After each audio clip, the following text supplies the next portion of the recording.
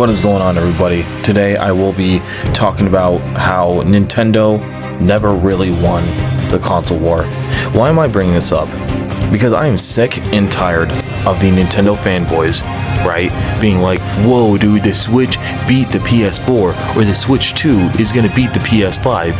Like, ending it off with, Nintendo won the console war.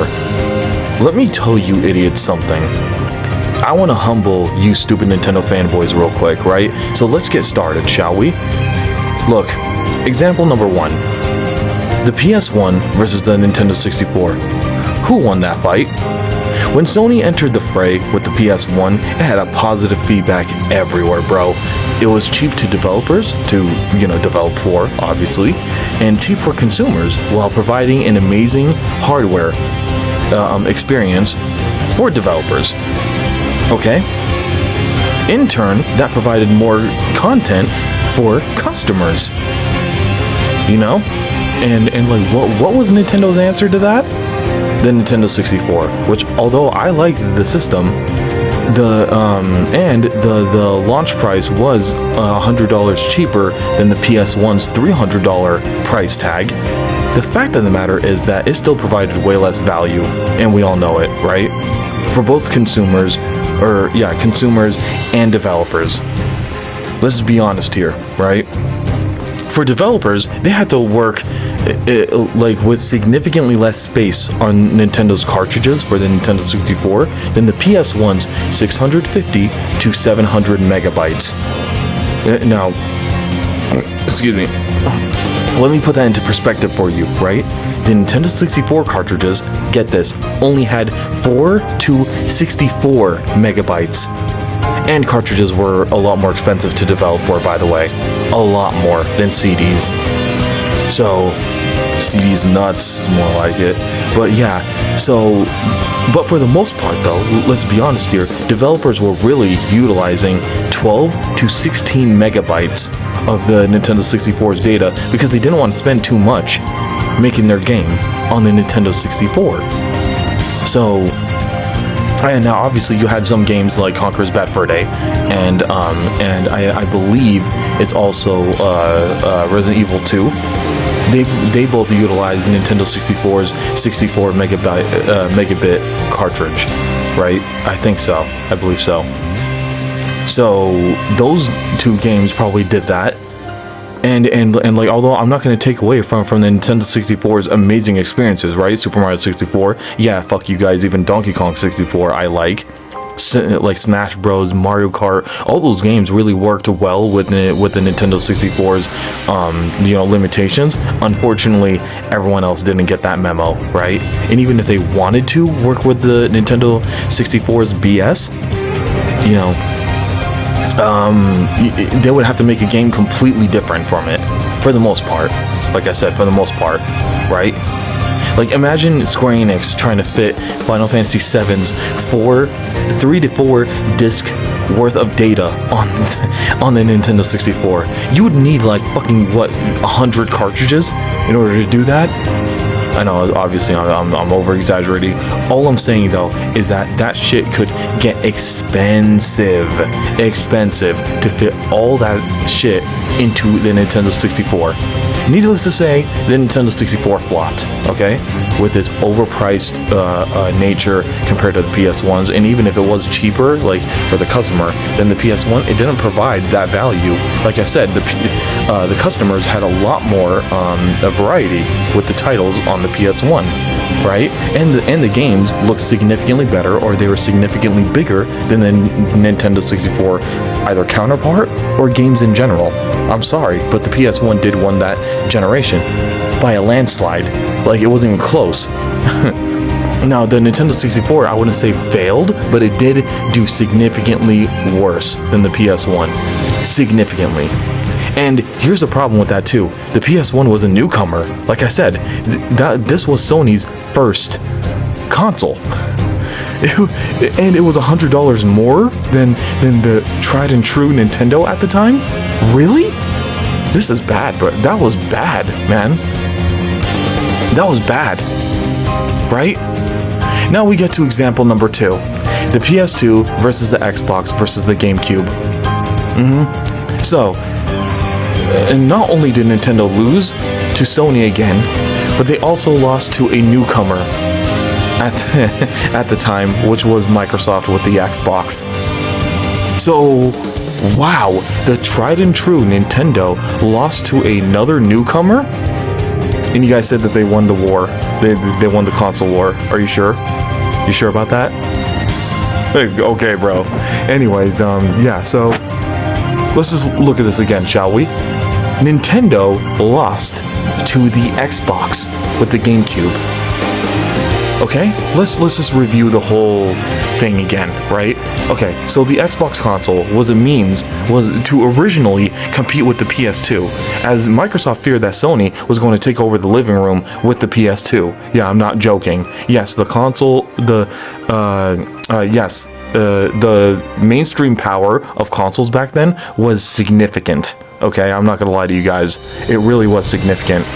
Microsoft really thought that PlayStation's consoles were going to take the market away in a mainstream sense from Windows PCs. They really did think that at one point, believe it or not, you know? But, you know, given all that, the Xbox console, you know, was a more premium experience compared to the PS2 and especially the GameCube. It allowed for online gaming for the first time in a more mainstream sense. The way that they did online gaming was fucking revolutionary, really. No one could even deny that. And I wish I experienced it as a kid. That would have blew my mind. Really. I couldn't even imagine playing with someone else, like one of my favorite games of all time. You know, playing with someone else. That's insane. From another fucking part of the world. That would have been insane. Really. Right? So, and like, here's another awesome thing about it, right? It didn't use memory cards, and instead it opted for a hard drive, a internal hard drive. You know what that means? That means no memory cards. You don't need stupid memory cards for that shit. So it did online gaming, right? Tried and true, like it did online gaming the best out of the competition, you know? And it also had an internal hard drive for the same price as the PS2, by the way. Let me just get, like, in just $100 more than the fucking GameCube. Yeah, you heard that right. The Xbox was only $300, and it was this advanced fucking thing. Now, obviously, it was, when I say premium, I meant that it also charged you $50 a year for the online. But at the time, it was worth it. You get to play a lot of your favorite games with amazing titles that innovated with the Xbox, right? Like Halo innovated, even if it didn't have online. Halo innovated with the gameplay in general.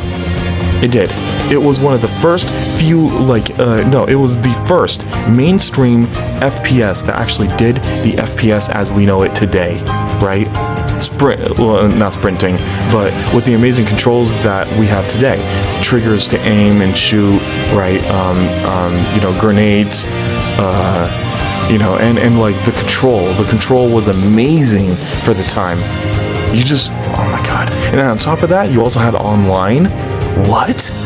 That's insane. Maybe not with the first Halo. Maybe I'm thinking of the second Halo that it had online. But either way, that was insane to think about. And you know what? Even with one of the launch titles, like Shrek the video game, dude, okay, hear me out on this one, right? Shrek the video game, okay, had these amazing lighting effects and details on, like, you get to see the cotton on Shrek's shirt.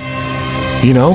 When the fuck? What the hell? This was a original Xbox game in 2000 or 2001 or 2002, whatever.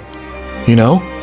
My god, that's insane to think about. So yes, Shrek for the GameCube, or I'm sorry, Shrek for the Xbox, had advanced details and all that shit compared to Nintendo's games. Like, what? That's insane. You know? And amazing lighting effects, like I said, like shading, lights reflecting off some objects. Like, what the fuck? This was done on a 2001 console or 2002? Oh my god. Oh my god. And then you guys wonder why the GameCube, or I'm sorry, the Xbox beat the shit out of the GameCube. Like, I'm sorry. That is insane. And then with the PS2, yeah, I didn't get to the PS2 yet. Doesn't even need a introduction. The PS2 is still one of the most amazing consoles of all time. Jack of all trades? Fuck that. It's more like queen of all trades. This thing had the decade's most definitive way of experiencing movies with the DVD technology, and also had the decade's most definitive way of listening to music, thanks also to the DVD technology, and experimented with the online, unlike the GameCube. Of course, it wasn't as good as the Xbox, obviously. It wasn't even and even technically speaking, it wasn't even as powerful as the Xbox. So you had like third-party titles running better on the Xbox, running the best on the Xbox most of the time than the PS2 and especially GameCube, like I said, right? But it didn't need to be fair. Yeah, some third-party titles kind of, suffered on the PS2. Sonic Heroes comes to mind when I think of that. There was that. And there were some other titles that had issues running on the PS2 as well. But with the PS2 provided with a fuck ton of other third-party support that more than made up for the bad ones that were on there, right? Not to mention that you get all that, and by the way, when you're able to get the online running, it's free. It was free. So unlike the GameCube, where it didn't even bother experimenting with online, maybe some games did, I don't know, and I don't care.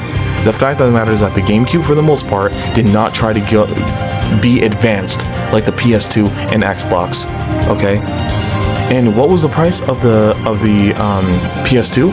Guess what? It was $300. So honestly, if you picked from the PS2 or the Xbox, if you have the money for online, right, for the Xbox Live, you did not pick wrong. You really didn't. The PS2 had amazing games. Me personally, I would still pick the PS2 over the Xbox because I grew up with it. It had more features, and even had the games that I like more, right? But the Xbox, you couldn't go wrong with that decision either. Halo 1 and 2, even multiplayer on most of its games. Dude, the PS2 and Xbox were amazing pieces of technology in their own right. The GameCube? It's okay. I mean, again, it was $200, which was cool, right? At launch, it was $200, but yeah.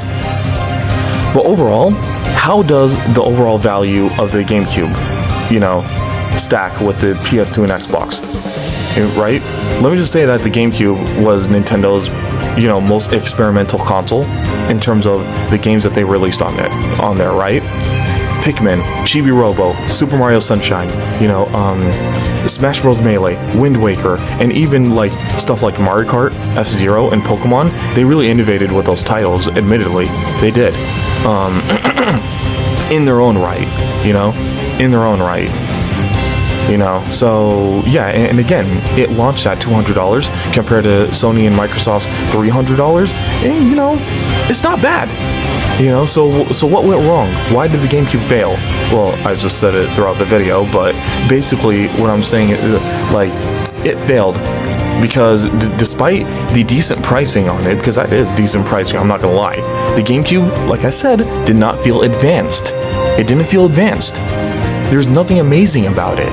Yeah, sure, the games were alright, but it didn't do online like the Xbox did, like the Xbox perfected, and then the PS2 experimented with, And the controller, by the way, on the GameCube, although it feels amazing, is actually kind of ass. It was pretty bad, right?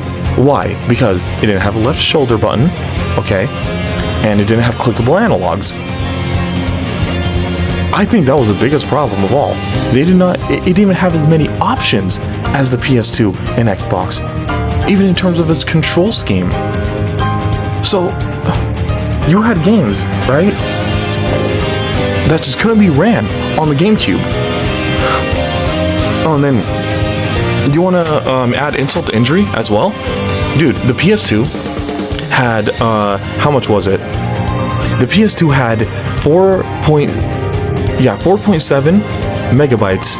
No, not megabytes, sorry, gigabytes 4.7 to 6 gigabytes of memory to work with their DVD. Xbox had something similar, right? The GameCube, 1.2 per disc.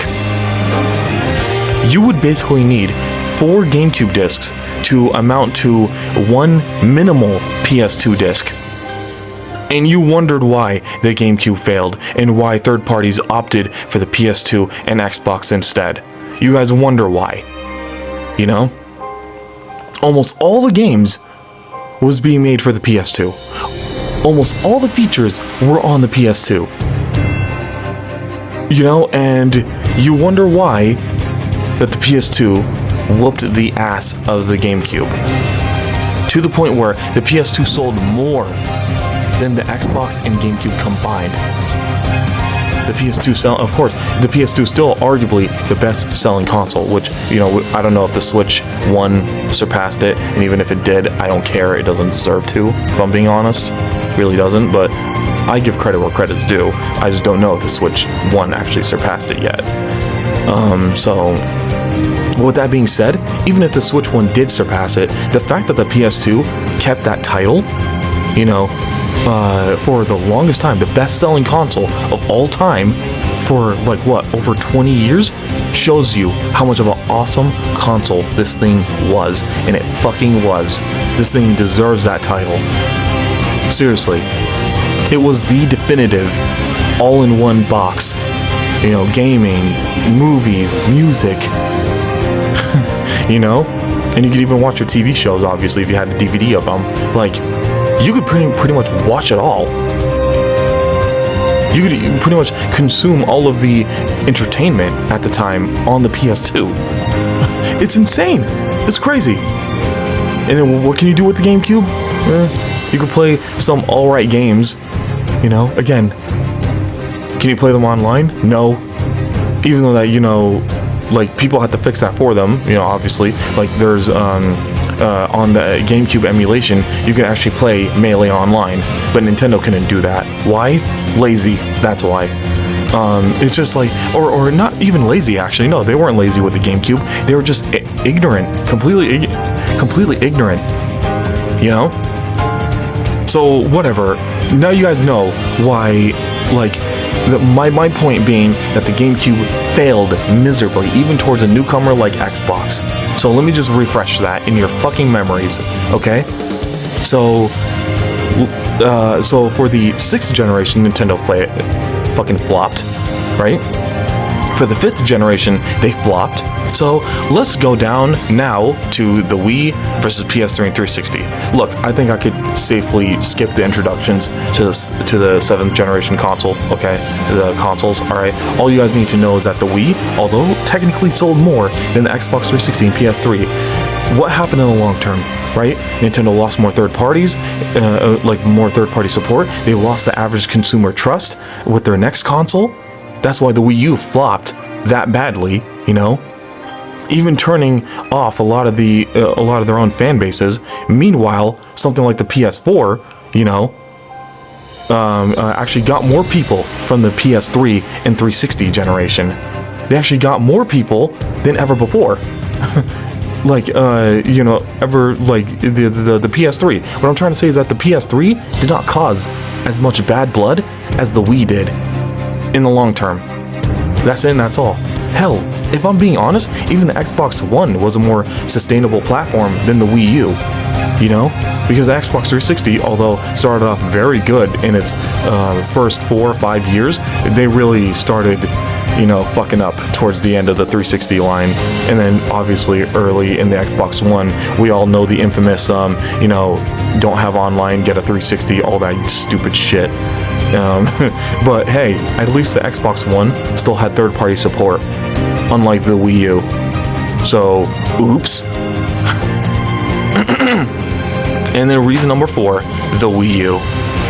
Oh, we are towards the last of this video. We are towards the last legs of this video, friends. We are. Reason number 4, the Wii U. The Wii U was Nintendo's last console. Okay? Their first HD console and their last console. Home console. you know? And it failed so badly that they got out of the console market. So, ergo, how the Switch 1 and 2, no matter how much they outpace the current Xbox and PlayStation consoles in terms of sales, that's all completely invalid. You know, in terms of competing with them, that's all completely invalid due to them being portables, not home consoles. Right?